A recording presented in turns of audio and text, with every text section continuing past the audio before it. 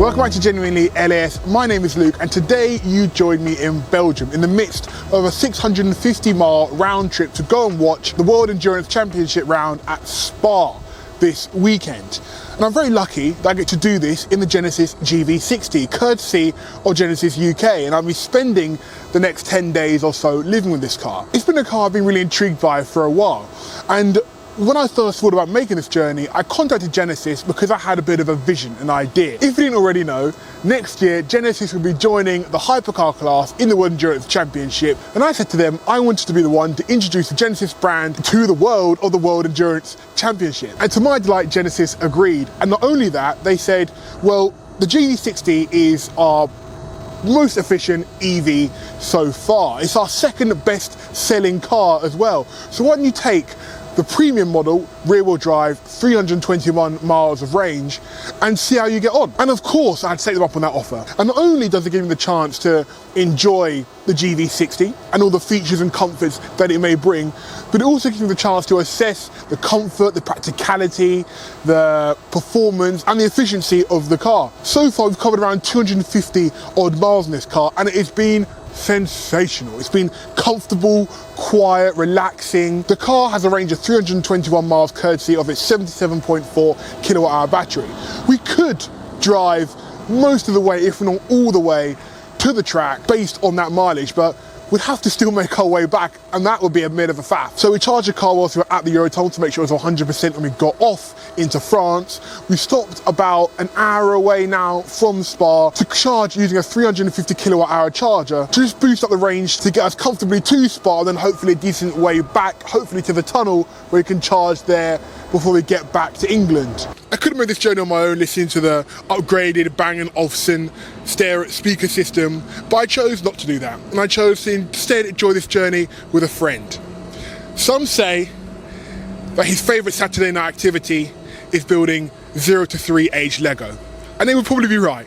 It's Matt, my good friend Matt. Matt, how are you doing? I'm all good, thank you very much. How are you doing, Luke? No, I'm very well, thank you. Thank you for asking. I feel like this is more of an interview than I was expecting. Yeah. Yeah. Well, it's your first experience in an EV. It is. We've done 250 miles so far, and we've got your first impressions in the Eurotunnel of, well, your thoughts on the GV60. So let's quickly go back to past Luke. So GV60 specifically, we've been having a bit of a play around with the menus, with the seats. I mean, we're literally lying in bed right now, not together, obviously. Yes, obviously. But what? Look at the divide. Look at the divide. It's a very clear divide. A nice floating island. What do you think actually of this floating island? It's loads of. This is the thing, and we get with electric. And you were saying this. There's so much more space. Yeah. And there's so much space in this. Yeah. There's loads of foot room. You don't have the gearbox. There is a lot more foot space than a normal combustion, which is nice. And the globe, the Sapphire, the mighty Sapphire. Yeah, mate, I'm not sure what it does, but it looks sick. It looks stunning. I think it's such a nice place to be, just to sit. And now, especially because we're lying down here, you can look up through the beautiful panoramic roof at the ceiling of the train. Top of the train, yeah. It's everything. It just feels premium as well. Yeah. Just built really nice. Yeah. Like, it doesn't feel like plasticky. Yeah, everything you touch feels so nice. Yeah. I think it's literally the horn is the only thing you would touch that feels like one of those scratchy plastics. Yeah. Everything else, because this is all artificial leather rather than being real. Yeah. Nice and sustainable. Nice and sustainable, mate. No cows killed in the production of this car. Exactly. And this has the £1,000 Bang & Olufsen stereo system, stereo system, speaker system. Yeah. What are your thoughts and feelings so far? I feel like we need to try it a bit more. Yeah, pump Turn it up a little bit more. That's what I reckon. Because we were kind of listening to it. Yeah. But it's nothing like, it just sounds like your standard stereo system. It is quite crisp, to be fair. Yeah. I'll give you that. Does not feel like Jay-Z's right here. Yeah, he's right singing into your ear. This is probably turned into one of my favourite parts of the car. These seats, how far they can recline. I feel like I'm at a spa. Yeah, mate. It's comfort. That's what it is. It's premium comfort. It's premium comfort. This car's in a bit of an interesting space, price-wise, because it's priced. So the wheelbase is larger than cars that it would realistically be competing against. So it competes on side, interior space-wise, with larger cars, which it costs less than, but it costs more than rivals of a similar size. So it's an interesting proposition, and I'm trying to figure out, I think over my time in the car, if that's a really good thing, and it has its own niche, or if it just puts it kind of in a bit of a no man's land. From being in it, it's just such a special place to be. Yeah, it is a nice car. I was surprised. Yeah. I didn't quite expect it to be this nice. Yeah, that's what I thought when I got it. I think lastly, a bit of a touch on practicality, because there's so many different like cubby holes and things and places where you can put stuff because there's no transmission tunnel or whatever. Yeah. But the boot, compared to its rivals, is I think smaller than the vast majority. But I think we've got quite a lot of camping stuff in here. I was going to say, yeah, there's definitely a lot of space in the boot. Like it's not like the biggest boot I've ever seen, but it's like it was bigger than I expected anyway. Yeah. And it's like we've had all the space we need for it. Yeah. And a lot more, right? So, yeah. So far so good. Yeah. Right, on to France and on to our first charging stop. So I think to make it to first practice, free practice, we need to get back on the road. Incredible segue. I might retire and just let you do this. Yeah, go on. That's how you do it. Go. Yeah, let's go. Let's go. Let's go. You can do that. You can segue that. Go.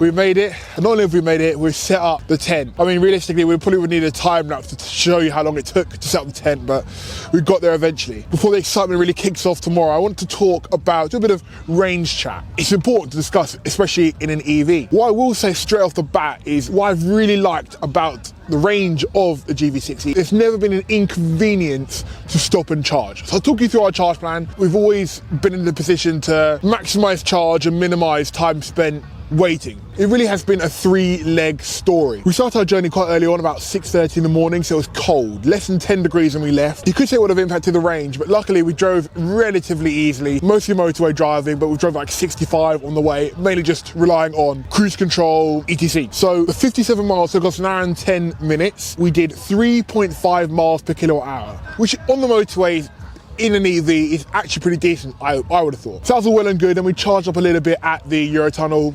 No problems at all. We're waiting, we're getting a coffee anyway, happy days. The main leg of our journey was from getting off the Eurotunnel in France all the way down to Liège in Belgium. 183 miles, 3 hours pretty much bang on in the car, and we did 3.2 miles per kilowatt hour. I'd say the roads to Liège were relatively flat in all honesty, but we did, I'd say, drive pretty much at the speed limit in Belgium, which works out as about 75 miles an hour, so we'll probably sat between 70 and 72 for most of the journey. So I mean, you know, it's all well and good sitting at 65 to maximise range, but we also wanted to get here and be here for FP2, so we knew we were going to stop on the way to get a top up of charge anyway, so no problem at all. And we also stopped at an Ionity charger, which can charge at a capacity of up to 350 kilowatts. So charging from 10% to 80% in this would have taken 18 minutes. We had some lunch, had a chill, had a nice break out of the car, looked at some planes taking off, happy days. And the last leg was from Liège to Spa. Interestingly, again, I drove at around 70, 72 miles an hour, but the difference was it was a lot more hilly. So you could tell the car was working hard. You could see, watching the live efficiency bar, that we were getting pretty cooked. So 36 miles, about 46 minutes, we were doing 3 miles per kilowatt hour. The second leg to Liège and this leg was pretty warm, so you work in the best conditions weather-wise pretty much, but yeah, 3 miles per kilowatt hour wasn't the best. But again, we had plenty of range to spare, so it wasn't really a worry or concern for us. So we could have got more if we dialed back, but we didn't. We will absolutely take the result we had anyway.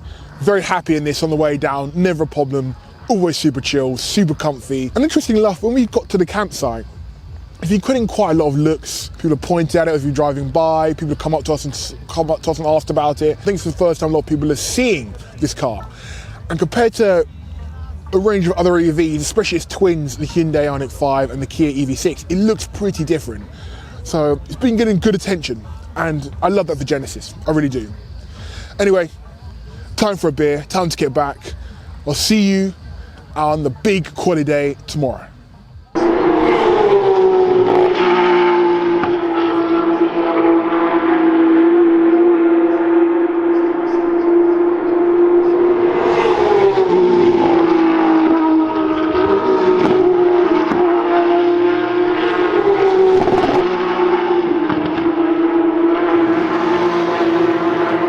This is a special place to be. This is such a special place to be. Good morning and welcome to Quali Day.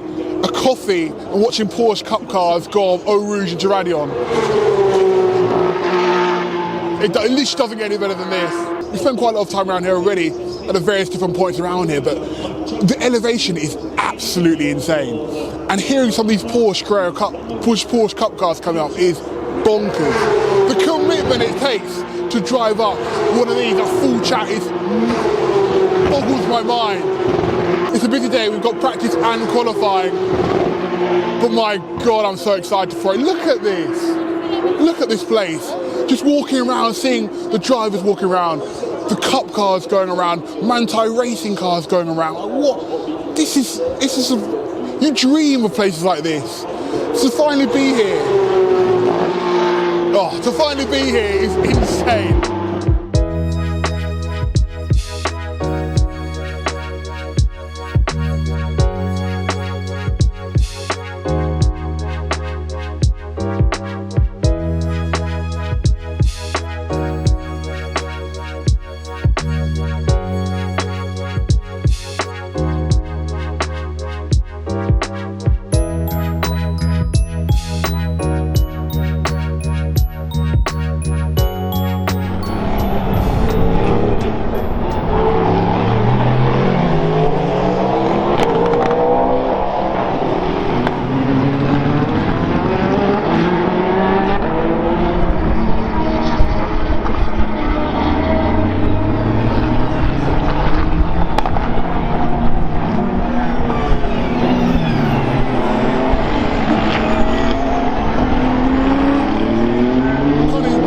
Watching practice 3 going on now. We're doing a bit of a track walk at the same time. And we just stood at the chicane now looking down to Blanchimont. And when you see the GT3 cars come down, you think, that's really rapid. But then you see a hypercar fly around the corner after and you think, fudge me, it's so fast.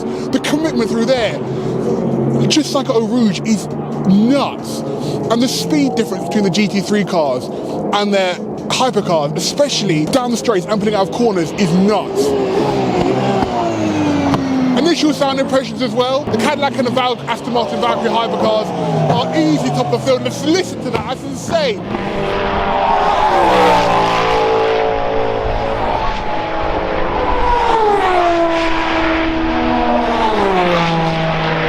Surprisingly, the Alpines sound really similar to like a really tuned up Nissan R35 GTR.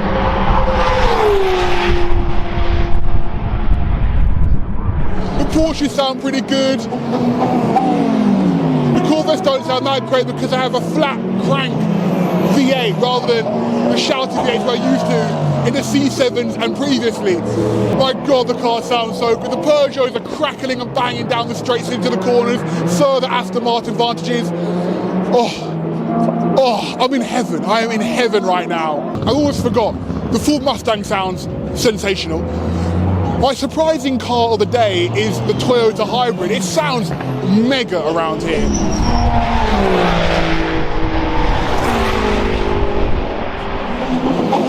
Livery of the day as well, I think. Livery of the day, I think. Probably goes to one of the BMW WRT GT3 cars. They are popping in the light.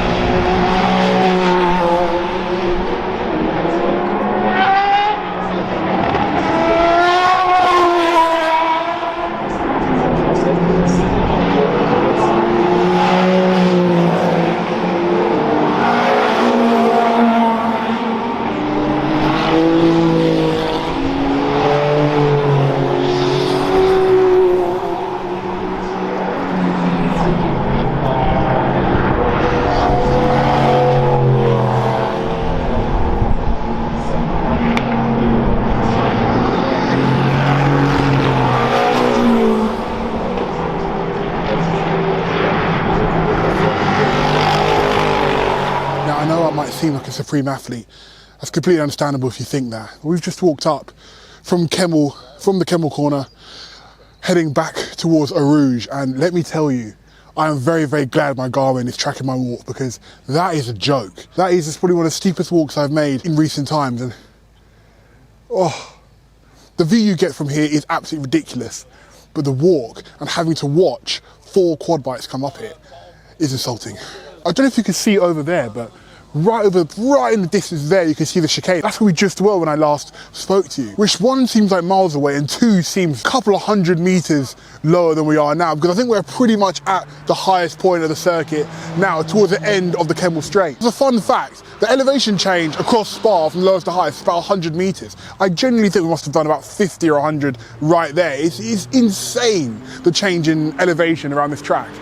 It gives you such a cool vibe when you're going around. I mean, I've been watching Formula 1 for years, and I've been really getting into WEC over the past few. And the elevation change, TV never, ever does it justice. The elevation changes at this circuit. You have to, I think, walk around the track to really appreciate how much it changes. But God, it makes the track so dramatic.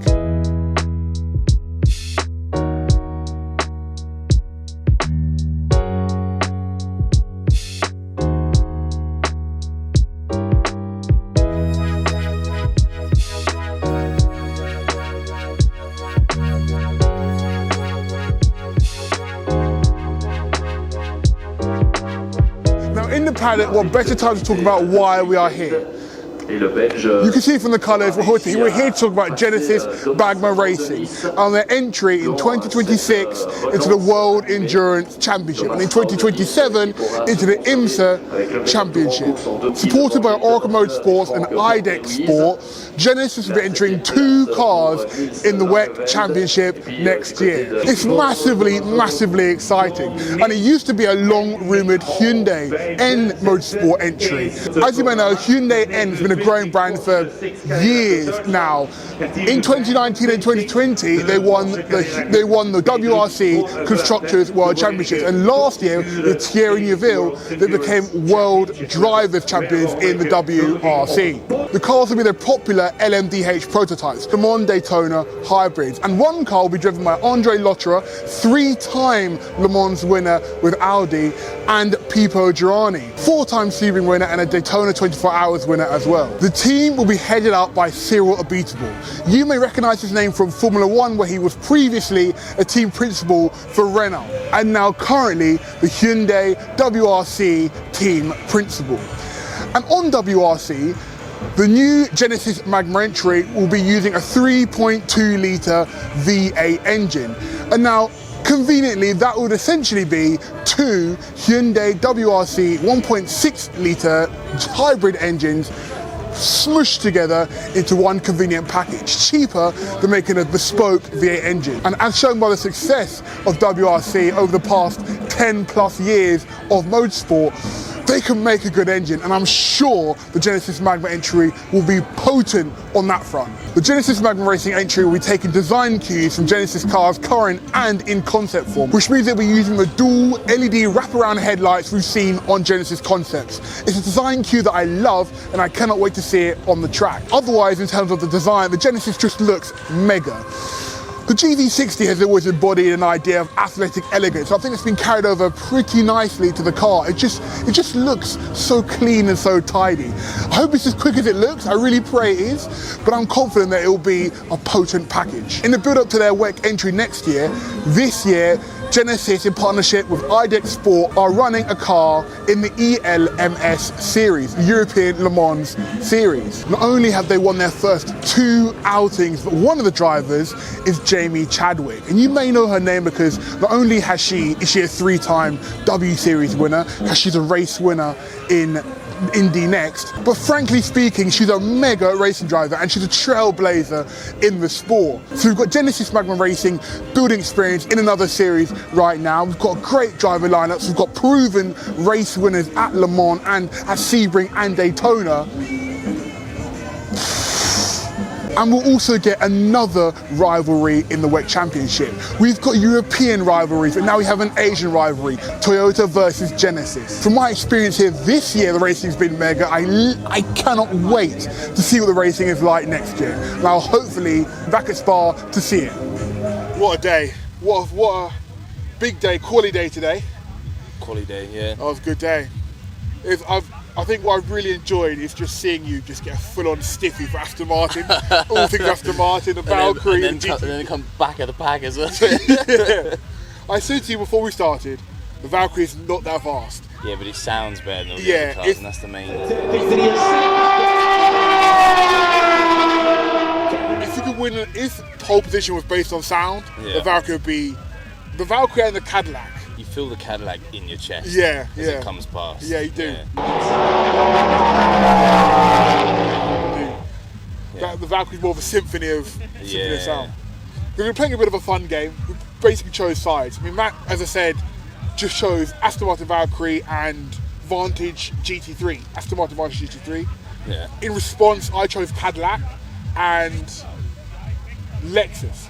So my dream daily drive would be a Lexus RCF. So there's an RCF raced by, I think, Acodis Racing, who also have a Tour de France team, from right? Do they? That's a stretch. I feel like I've got a big send there. We'll have to check that. We'll fact check that one. We'll fact check that. Yeah. I'll just edit all of that. Edit all of that. Yeah. It was just a hilarious contest watching. The Vantage actually did really well. I think they came P3. Yeah, the Vantage did all right. Much of all right. Lexus was P2. Yeah. Won that one. The Ford Mustang was P1. Yeah. Someone muscled the chunky boy all the way to P1. That was huge. That was inspirational. Yeah, It was inspirational. So I'm interested to see how that turns out tomorrow. Yeah, I think it'll be an interesting race after that. I think we Yeah. picked 2 teams that are actually quite competitive. Yeah, And then yeah. I think even though I picked the Aston Martin Yeah. for the hypercars and they were trash. They were trash, right? They were trash. Sounded amazing. Never give me a But then car we now. switched, we kind of switched tacks, right? And I went for Alpine. Yeah. And Alpine and Cadillac Yeah, Alpine. So could be a bit of a rivalry there. yeah, your second. Yeah, I can't remember how Alpine did. I think we did. I think you were 4th and 10th, and we were 5th and 9th. Yeah, It was something like that. yeah. I remember you gave me abuse because both Yeah. Cadillacs went to Super Pole, Hyper Pole. Yeah. And then one of them never came One out of of the them never- garage again. Yeah. So yeah, your second team was Alpine, mine was Peugeot. Peugeot were flying. Yeah. They were flying. To be fair, sounds really. I think the Alpine's such a good sounding car. The Alpines, it looks a nice looking car. Nice and looking it's car. got Mick Schumacher behind the wheel. Hero. Can't complain, yeah. Hero. Walking on the paddock, I mean, the tickets aren't that much more than just normal general admission tickets. But you can walk, I mean, we saw Stoffel Van Dorn, Nick De Vries walking Yeah. around. People waiting for Valentino Rossi to come out of the WRT garage. Lots of people with Valentino Rossi hats. Lots of people with Valentino Rossi. He's got his own Yeah. merch stand. Like, Yeah, teams have their own yeah, stands yeah. and Valentino has his own stand. People there just to see Valentino Rossi. Yeah. And just after FP3, walking around. Great That was a views. humbling experience. Yeah, honestly. Just sweating doing business to camera.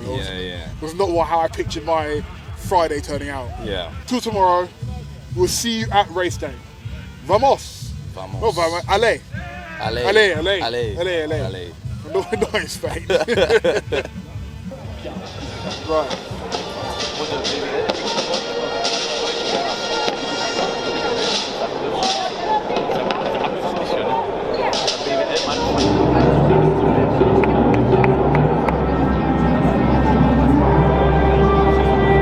Qui semble bien passer pour tout le monde en hypercar, même si certains doivent évidemment écarter quelque peu la trajectoire. Les 4 voitures de tête qui restent en même position, les top 4 n'ont pas changé, ils sont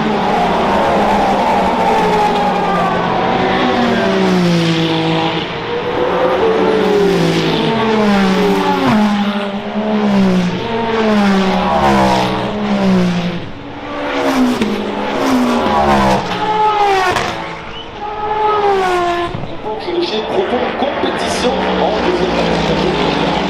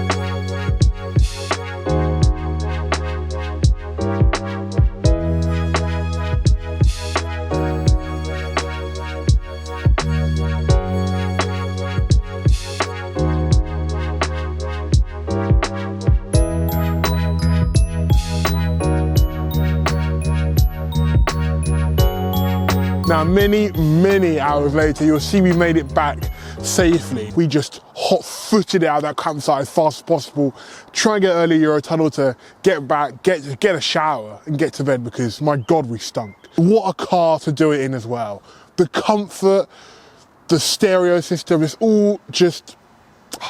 First of all, let's talk about WEC. Let's talk about the racing series we went to go and see. My goodness, it's incredible. The cars are incredible. The hypercars are nuts.